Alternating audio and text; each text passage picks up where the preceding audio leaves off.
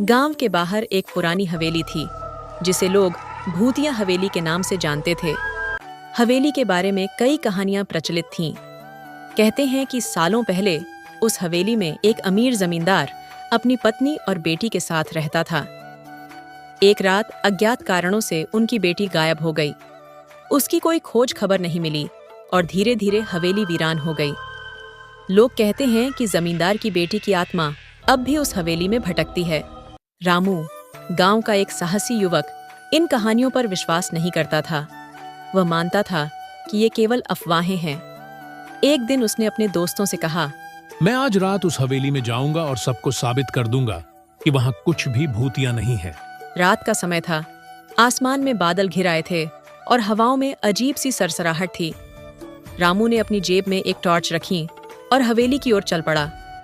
हवेली के पास पहुंचते ही उसने दरवाजा खोला और अंदर कदम रखा। अंदर का माहौल ठंडा और भयानक था। कमरे के कोने में पुरानी तस्वीरें और जंग लगे फर्नीचर पड़े थे। टॉर्च की रोशनी में धूल से भरी तस्वीरें चमक उठीं, जिसमें जमींदार और उसकी बेटी की तस्वीरें भी थीं। जैसे ही रामू मुख्य हॉल में पहुंचा, उसे हल्की सी हंसी सुनाई दी। उसकी रीढ़ की हड्डी में सिहरन दौड़ गई। वह सोचने लगा कि शायद ये उसकी कल्पना का खेल है, लेकिन तभी उसे एक परछाई दिखाई दी। परछाई धीरे धीरे उसकी ओर बढ़ रही थी। रामू की सांसें तेज हो गईं और उसके हाथ से टॉर्च गिर गई। अचानक एक धीमी आवाज में किसी ने कहा, कौन हो तुम? क्यों आए हो यहाँ? रामू ने कांपती आवाज में जवाब दिया, मैं रामू हूँ। मैं ये देखने आया था कि यहाँ भूत हैं या नहीं। उस परछाई ने कहा, मैं इस हवेली की बेटी हूँ जो यहाँ खो गई थी। मैं यहाँ तब तक भटकती रहूंगी जब तक मेरे गुमशुदा होने का राज खुल नहीं जाता।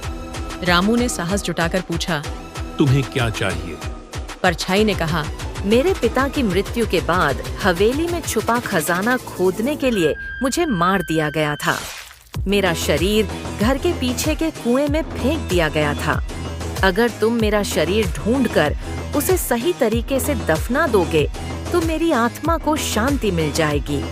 रामू ने सुबह होते ही गांव के लोगों की मदद से कुएं से उस लड़की के कंकाल को बाहर निकाला और पूरे विधि विधान से उसका अंतिम संस्कार किया। उसके बाद से हवेली में कोई भी अजीब घटना नहीं घटी। रामू ने सबको साबित कर दिया कि कभी-कभी भूतिया कहानियों के पीछे भी सच्चाई होती है।